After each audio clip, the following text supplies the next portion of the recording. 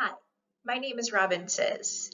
Today I'll be presenting a concept map based on the theory of successful aging by Dr. Troutman Jordan.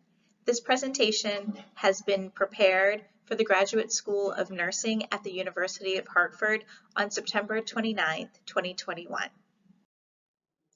I chose this topic because of the Healthy People 2020 initiative put forth by the World Health Organization. This goal is to improve the quality life of older adults, especially those with chronic health conditions. I believe this goal is a vital initiative that should not be overlooked for many different reasons, seeing as a large proportion of the United States population is comprised of elders. The theory of successful aging can be applied to the World Health Organization's goal. Today, I would like to share a concept map explaining the nurse's role in assisting elderly patients with multiple sclerosis, also known as MS, and that's how we'll refer to this chronic condition throughout this presentation. This nurse will be helping patients age successfully utilizing the theory of successful aging by Dr. Troutman Jordan. This theory promotes the best possible health for aging persons, especially those with chronic conditions. A key principle to Troutman Jordan's theory is the elder's ability to accept and adapt to both physical and cognitive changes. Engaging in physical, social, spiritual, and emotional well-being is harmonious with successful aging. Elders with chronic conditions like MS are at a higher risk for not participating in these domains. Therefore, it would be beneficial for a home care health nurse to use this concept map during an admission assessment with a 68-year-old female with MS. This map is meant to be a tool for the nurse to assess the patient's cognitive being and home environment, inspire physical health, and enhance social and spiritual well-being. MS is a life-altering disease that can affect patients both physically and cognitively. First and foremost, it will be the nurse's job to assess the patient's home environment, as you see here in purple. This will include safety precautions. Can the patient move safely around their home with the home's current floor plan? Does the patient need special equipment such as a walker? MS patients are at a higher risk for falling. Does this patient need an alert system that directly dials to emergency services? Another important variable in the home environment is if the patient has people at home to help them access food, transportation, or does this patient live alone and need daily services? Next, the nurse would assess the patient's cognitive well-being, which you can see here in the darker blue.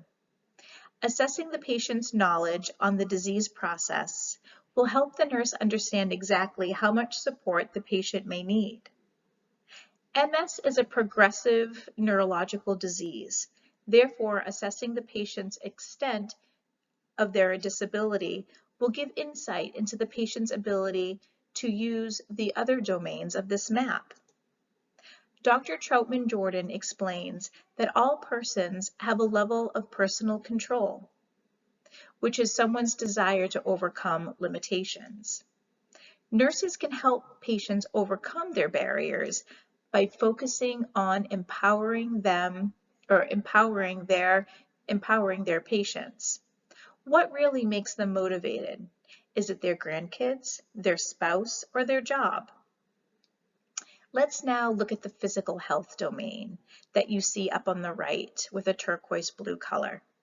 This domain is clearly connected to the home environment. If elderly MS patients do not have a supportive home environment, then chances are the physical health domain could be affected. The physical health element encompasses health promotion. The nurse will want to inspire physical activity for MS patients to successfully age. MS can over time tremendously impair physical functioning. Therefore, developing a unique and appropriate exercise schedule for MS patients will help keep them physically strong. Fatigue and imbalance are two physical symptoms that affect most MS patients. Regular exercise can help alleviate some of these symptoms. Promoting activities of daily living can improve strength. Inspiring physical health also means making sure MS patients are attending routine medical visits to ensure a patient's chronic condition or their health is not deteriorating, or address any changes that might need to be made. In coping with their disease, moving to the left of the concept map, we now have the social and spiritual domain. In coping with their disease, many MS patients struggle with mental health effects. As the successful aging theory states, enhancing the social and spiritual well-being of elders can help improve their quality of life, and this is especially true for elderly patients with MS. Many MS patients exit the workforce prematurely, which places them at a higher risk for losing social contacts. In addition, becoming more immobile as the disease progresses may interfere with social get-togethers for these patients. When using Troutman-Jordan's theory, nurses should help elders prevent feelings of loneliness by identifying social support and offering support groups. Often, MS patients have a secondary diagnosis of depression due to the many physical and cognitive impairments that they encounter. Utilization tools that can help diagnose depression can help patients get the help that they need. Next, assessing for how much a patient has of what Troutman-Jordan calls the negative effect can give the nurse insight into whether a patient has feelings of guilt, anger, or distress. All of these feelings lead to unsuccessful aging. Having less negative effect can help a patient increase better coping mechanisms to overcome hardships. Lastly, having a sense of spiritual well-being allows the patient to connect to something greater than oneself.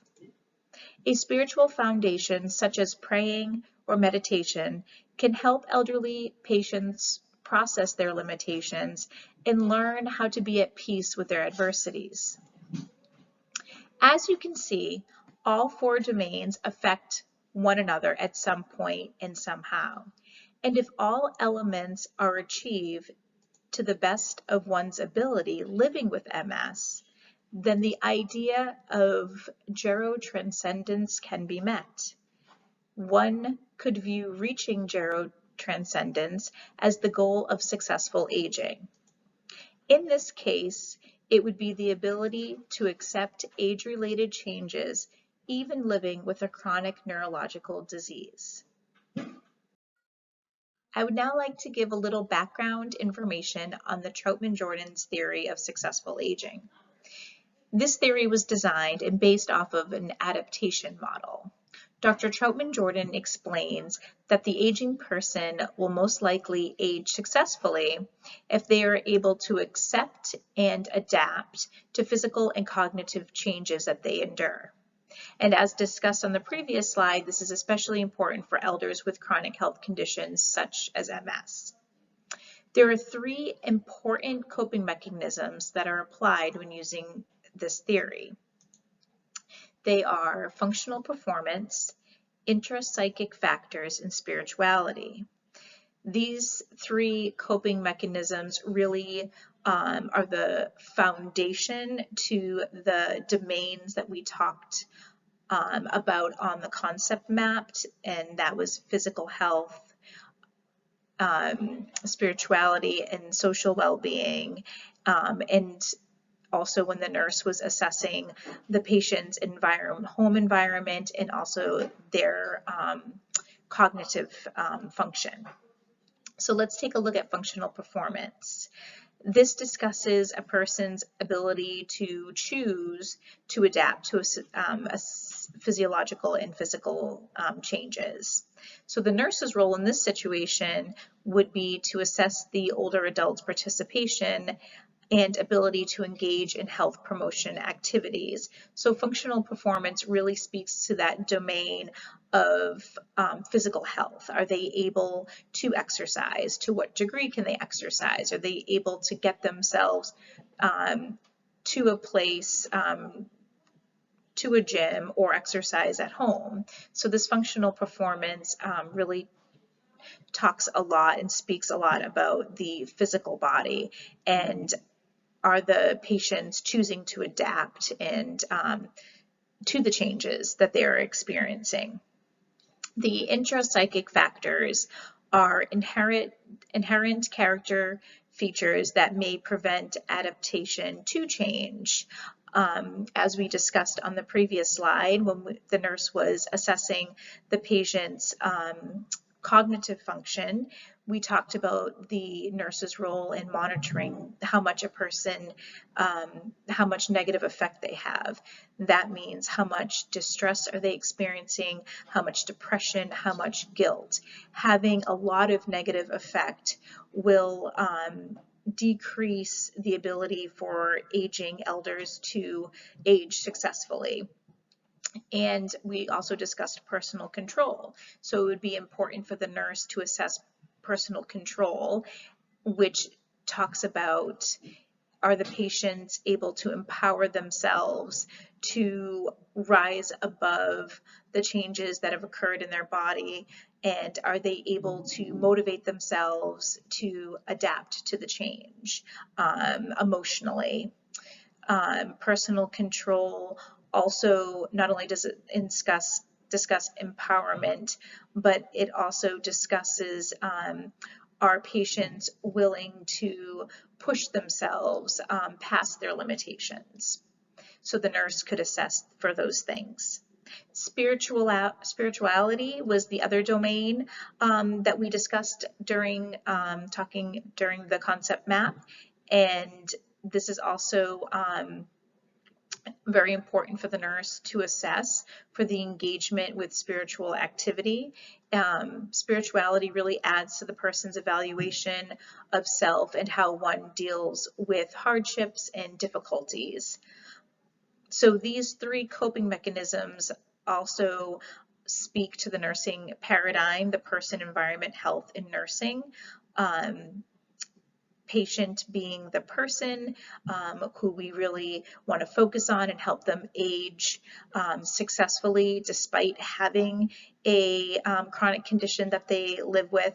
Environment, again, that's assessing their home environment, assessing any needs they may have, any access problems, safety, and of course health, health being emotional health, mental health, and of course physical body health.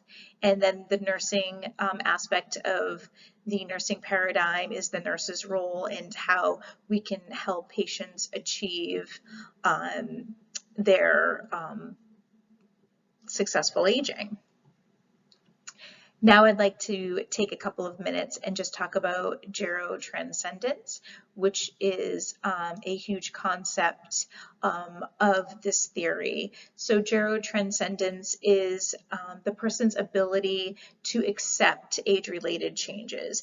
They have now shifted their perspective not only on themselves, but also on the world. They have a completely different outlook on life, and this is a very normal thing to happen, and this is what we are helping them achieve.